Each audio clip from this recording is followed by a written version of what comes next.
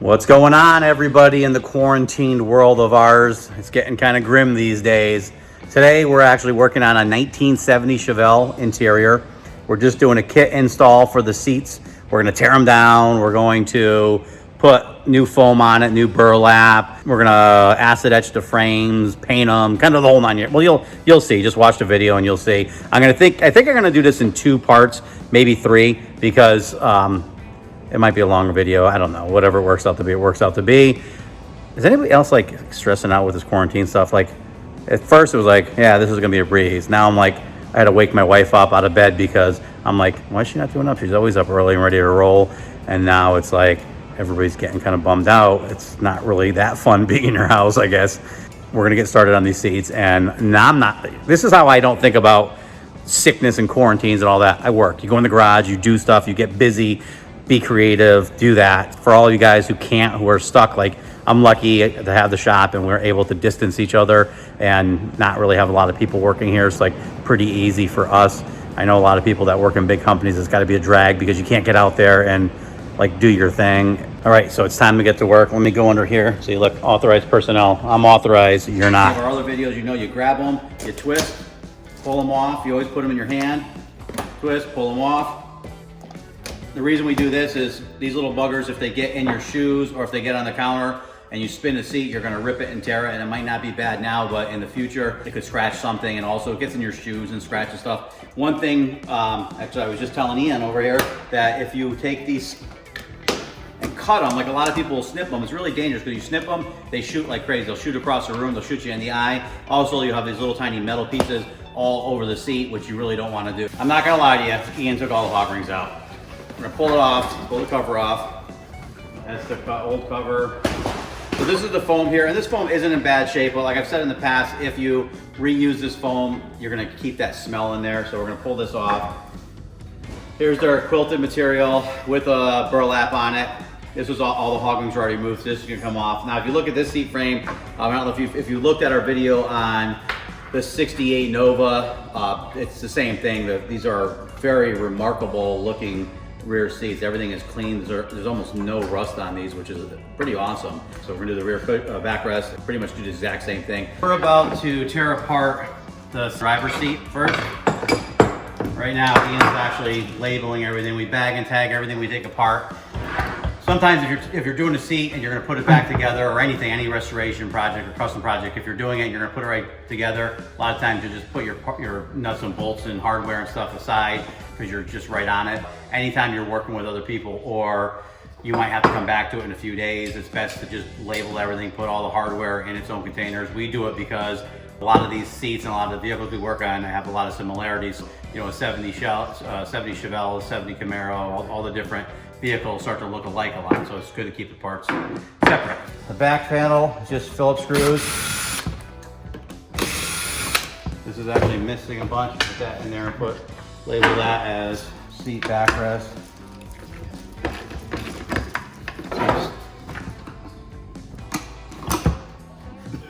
Just like magic, that was actually frozen in there. It was a fair to get off without breaking it. Okay. Back panel's off. You can see it just 2 tabs. Hold it on. That's it. I like to use a longer Phillips head with these. Sometimes it works. Gives you like a little bit of torque, so you can loosen them up before they strip out on you. Some of these old rusty bolts and screws don't like to come off. Pull the headrests off.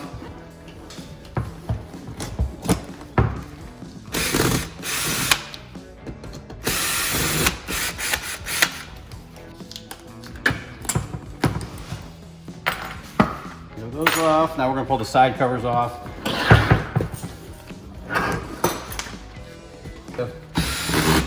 3 Phillips and 1 straight head. Can you grab me a straight head screw? Oh, you got one? Awesome. Right on the money. Put those in a different bag and just mark on side covers so you know which was what. So these actually are also held on up here on these clips. We do remove those clips. Just want to make sure they go back on the right side.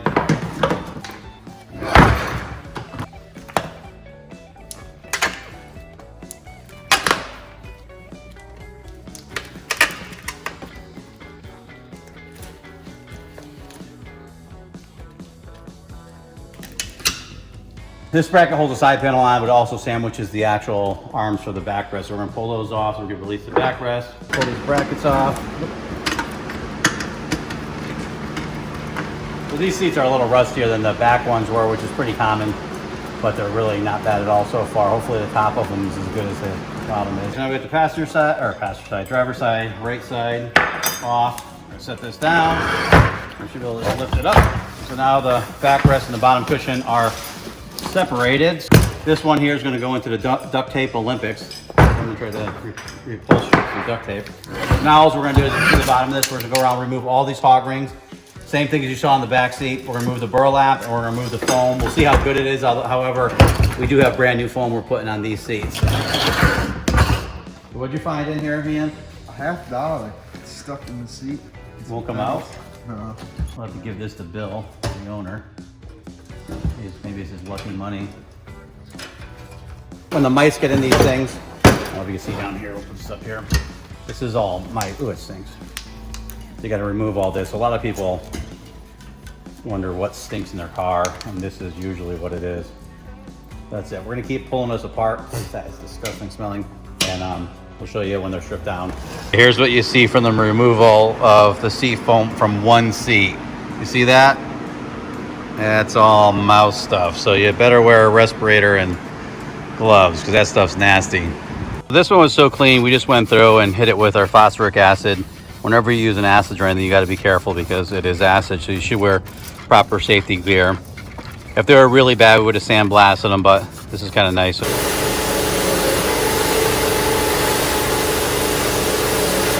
Okay, so Ian's already going. He's already working on putting the burlap on these seats so you can see what he's doing. We normally use a heavier grade burlap, but because of this coronavirus, one of our suppliers didn't get us our stuff. So we're using regular grade, but we double it up for extra thickness. So you can see him over there getting those ones on. And then over here, these ones are already burlapped. I like to go over the edges. So you can see you go over the edges. This way it's protected. It doesn't really matter.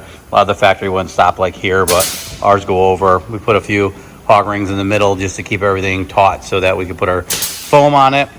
You can see, I don't know if you can see, yeah, you can see. So there's springs like down here. Springs are broken. This one's supposed to go from there to there. There's supposed to be a spring that goes from here to there. This side is okay. And the other seat, springs are good over there. Springs are good over here.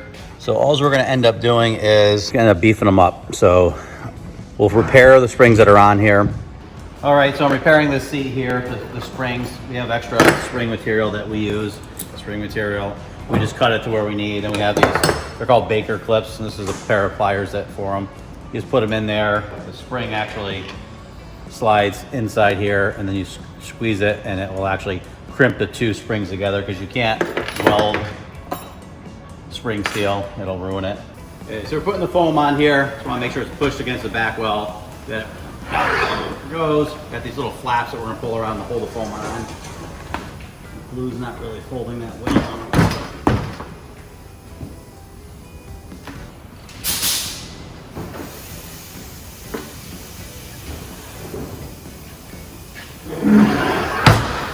So I already test fitted this. I pull the seat cover around kind of like we do, like I've shown in other videos where you kind of roll it around. It goes on very tight, which is a good thing because we want a nice tight seat cover. I'm gonna trim some of the Savage off just because going around the corners, you know, some people like to leave it there because it'll give you a nice straight edge to have your material roll against. You got your listing channel, and this is your listing rod. We have to hog ring this in. I'm using the pneumatic ones because with the manual hog ring pliers, these are actually bare. Because you want to go into the foam, and then I like to grab the metal underneath there. So it's a little bit of a challenge to do that sometimes. I want to make sure the foam's back far, seat cover's forward far. Line up my bar right there.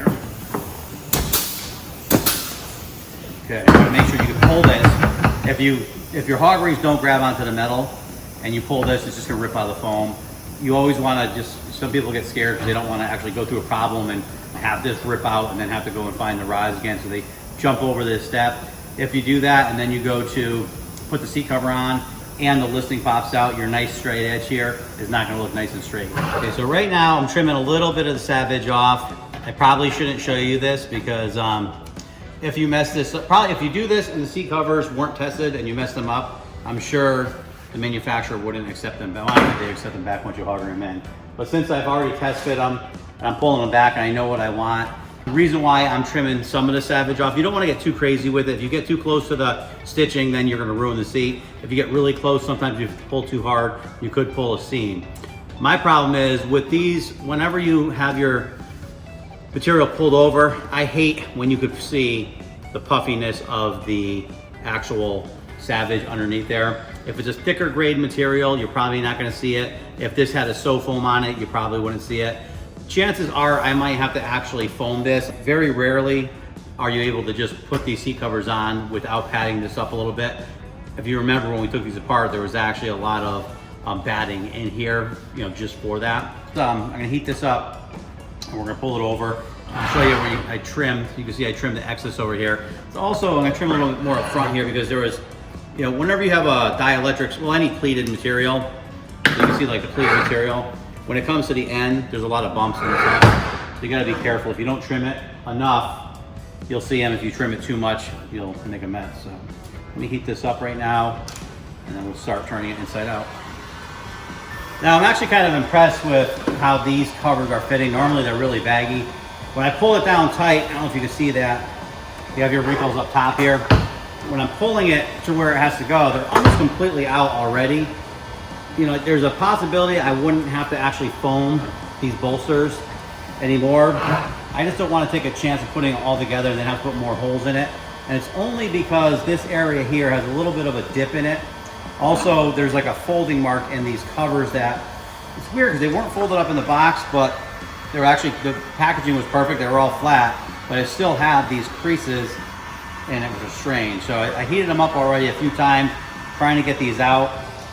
When I pull it, slap, a lot of this comes out, but it's not really tight when I do that. I'm gonna pad this up, I'm gonna undo this, I'm gonna put some, I think I'm just gonna use some 1/4 inch foam in here just to give it a little extra. Hopefully that'll be enough. I think 1/2 inch might be too much and give it too much of a bolster, but we'll try. I put the 1/2 inch sew foam on this side. I was gonna only do a 1/4 inch, but it just wasn't enough. Basically what I'm trying to fill is, there's like a little gap here just because the listing channel is a little wide, so when you pull this material, it caused a little bit of a wrinkle. Now, when I just lightly roll that and pull it down, it comes right out. So I know that with this 1/2 inch foam, it's gonna be perfect. You can see over here, here's the 1/2 inch foam. I tucked it in the crack for the listing channel. So now I'm gonna heat this up. We're gonna roll this other side and start hogging it together, see how it looks.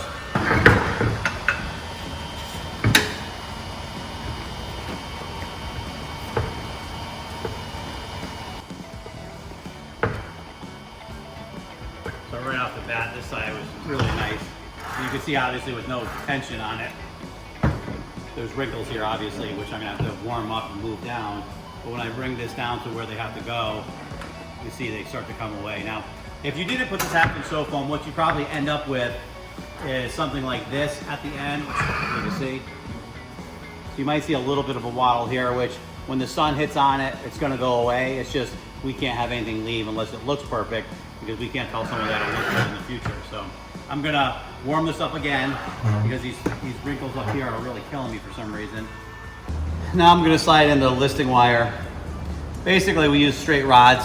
A lot of people use clothes hangers. I don't like clothes hangers because they bend a little too easy, and the whole point of having these in there is to kind of create like a long area for you to pull on, and it just keeps the material from being bumpy. It's not really sophisticated there. But with something that you could bend and it does stay shape, but it's just stiffer, you're able to bend it around the corners on the bottom of these things, which really helps out. So I'm just gonna slide these in.